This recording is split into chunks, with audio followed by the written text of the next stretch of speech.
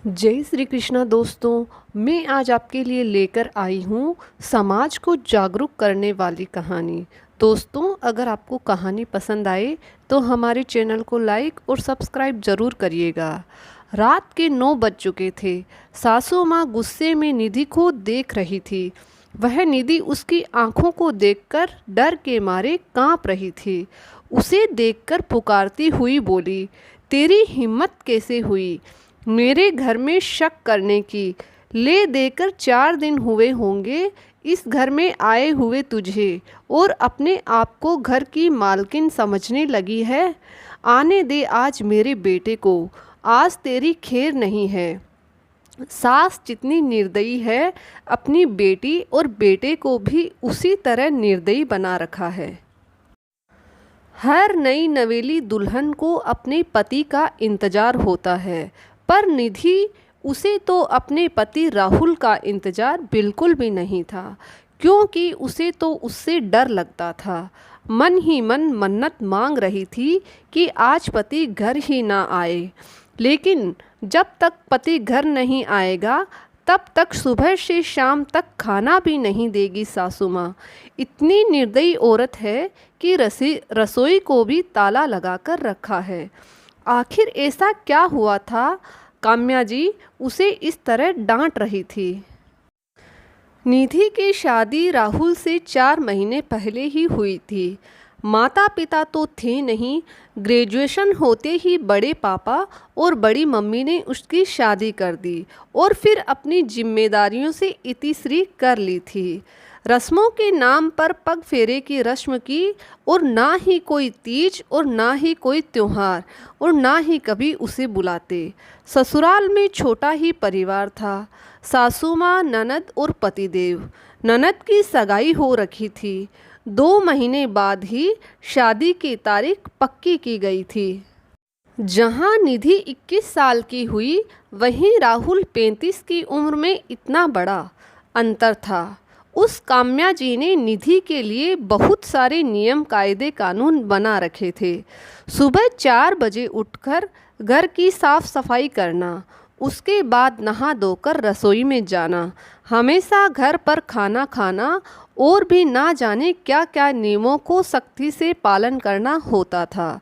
पर अभी उसकी उम्र ही क्या थी, कई बार गलती भी हो जाती थी। अगर किसी दिन कोई चूक हो जाती तो उसी दिन उसकी शामत आ जाती थी। उस पर हाथ उठाने से भी कोई गुरेज नहीं करता था। घर में यहाँ तक कि उसकी ननद भाभी पर हाथ उठा देती थी। शादी के कुछ दिन बाद रात 8 बजे तक राहुल घर नहीं आया था। निधि को बहुत ज़ोर से भूख लग रही थी, तो उसने अपने आप से लेकर खाना शुरू ही किया था। पहला निवाला मुंह में ही रखा गया था कि इतने में सास ने देख लिया और चिल्लाना शुरू कर दिया। जब निधि से बर्दाश्त नहीं हुआ तो उसने कहा, माँ जी, मुझे बहुत ज़ोर से भूख लग रही थी, इसलिए खाना खा लिया। इससे पहले कि सासू माँ कुछ कहती, ननद रीना ने आगे होकर निधि के गाल पर थप्पड़ रसीद कर दिया। तुम्हारी हिम्मत कैसे हुई मेरी माँ से जुबान लड़ाने की? अपने घर में क्या खाना नहीं मिलता था तुमको, जो भूख बर्दाश्त नहीं कर सकती थी? मेरा भाई तुम्हारा पति है, उसका इंतज़ार नहीं कर सकती थी? अरे, औरतें तो अपने पति के लिए क्या से क्या कर जाए। इतने में सास काम्या जी भी बीच में ही बोली, रहने दो बेटा, क्या संस्कार सिखा रही है इसे? माँ बाप तो थे नहीं, और इसके ताऊ और ताई जी ने यह मिट्टी का ढेला हमारे माथे मढ़ दिया। मैं रसोई का ताला लगा देती हूँ, ना रहेगा बांस और ना बजेगी बांसुरी। अब अपने आप ही एक तरफ चुपचाप बैठ जाएगी। कहते हुए सासू माँ ने निधि के हाथ की थाली भी रसोई में ले जाकर रख दी और रसोई को ताला लगा दिया।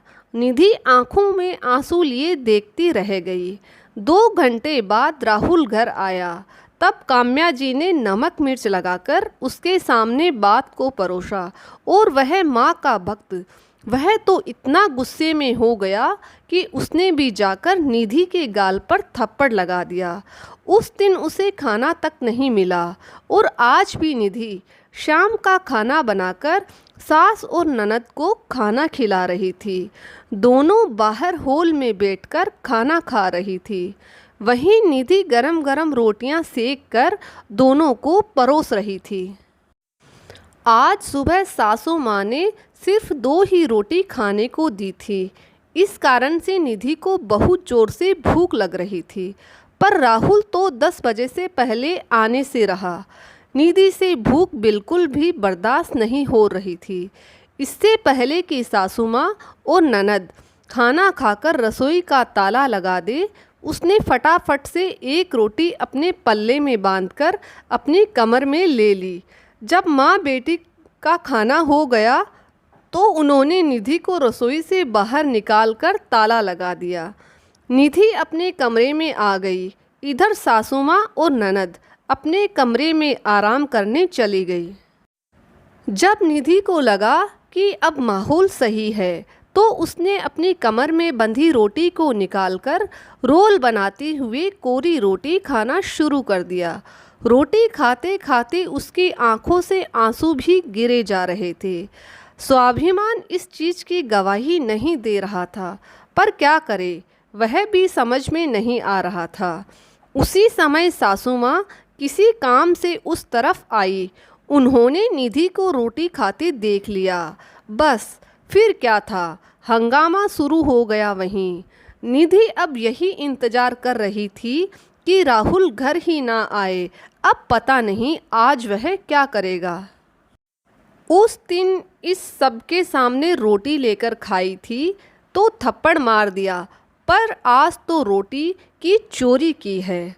थोड़ी देर बाद राहुल घर आया तो निधि का दिल जोरों से धड़क रहा था, माथे पर पसीना आ रहा था। अचानक निधि को जोरदार आवाज़ आई, निधि बाहर आओ। बाहर आई तो सासू माँ अभी भी मेरी तरफ घूर रही थी। ननद कुटिल मुस्कान के साथ उसकी तरफ देख रही थी और राहुल, उसकी आंखें तो गुस्से से लाल हो रखी थी।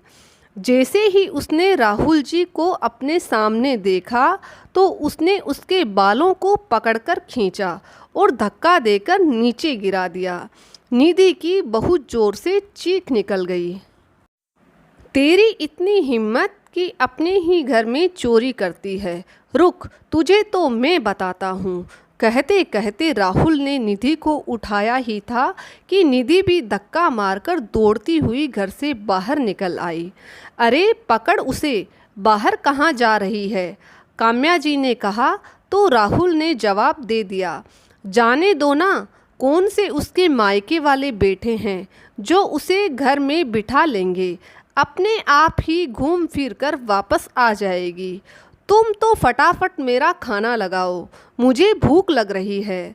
राहुल की बात मानकर काम्या जी ने राहुल का खाना लगा दिया और राहुल खाना खाने बैठ गया और निधि की सुध किसी ने नहीं ली। आखिर थोड़ी देर बाद ही वापस उसे घर देखकर तीनों मुस्कान के साथ खड़े हो गए। आ गई वापस महारानी, क्या हुआ? मायके वालों ने जगह नहीं दी? काम्या जी ने तीरों की बौछार की। राहुल जी ने भी कहा, जब तक सभी से माफ़ी नहीं मांगोगी तब तक घर में नहीं घुसने दूंगा। बड़ी गई थी ना मुझे धक्का मारकर। हाँ भैया, इतनी आसानी से बात मत करना इससे। अभी माफ़ कर दिया तो कल को सिर पर चढ़कर नाचेगी। ऐसी लड़कियों का क्या भरोसा? अरे भरोसा तो हमें तुझ पर भी नहीं है। जो अपनी भाभी का सम्मान ना कर पाए वह हमारे घर में आकर पता नहीं क्या करेगी। अचानक निधि के पीछे से ननद के होने वाले ससुर जी निकलकर आए। उन्हें देखते ही तीनों के चेहरे की हवाइयाँ उड़ गई। अरे आप कब आए समधी जी? उसी समय आए थे जिस समय आपकी बहू रोड पर घबराई हुई दौड़ रही थी। अच्छा हुआ हमें आप लोगों का चेहरा अभी से पता चल गया, वरना हमारा घर तो बर्बाद हो जाता। अगर ऐसी बहू हमारे घर आ जाती। नहीं नहीं, कुछ गलत फहमी हुई है पापा जी आपको। हम आपको समझाते हैं, आप अंदर तो आइए। निधि की ननद ने कहा।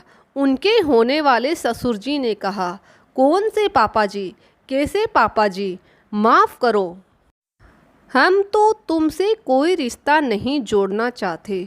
और जो समझाना है ना, वह जो पुलिस वाले जो खड़े हैं बाहर उनको समझाओ। अचानक पीछे से पुलिस वाले निकल कर आए। अब तो तीनों में से किसी की भी आवाज़ नहीं निकली। उन्हें देखते ही काम्या जी अपनी आवाज़ को नरम करती हुई निधि से बोली, अरे वो इतनी छोटी सी गलती में कोई पुलिस को बुलाकर लाता है क्या? ऐसी छोटी मोटी बातें तो हर शादीशुदा औरत के घर में होती रहती है। आखिर यह तेरा ससुराल है, इसका मान रखना तो तेरी जिम्मेदारी है। माफ़ करना सासू माँ, मुझे किसी कोई जिम्मेदारी का शौक नहीं है। शादी थप्पड़ खाने के लिए नहीं की थी मैंने। यह कैसा फैसला, यह कैसा ससुराल, जहाँ रोटी भी मुझे चुराकर खानी पड़े। आपने मुझे कमज़ोर समझ रखा है क्या? मेरा मायका नहीं है ना सही, पर कमज़ोर फिर भी नहीं हूँ। अब संस्कार अपने बच्चों को जेल में बिठाकर देती रहना। आखिरकार पुलिस वाले तीनों को पकड़कर अपने साथ ले गए।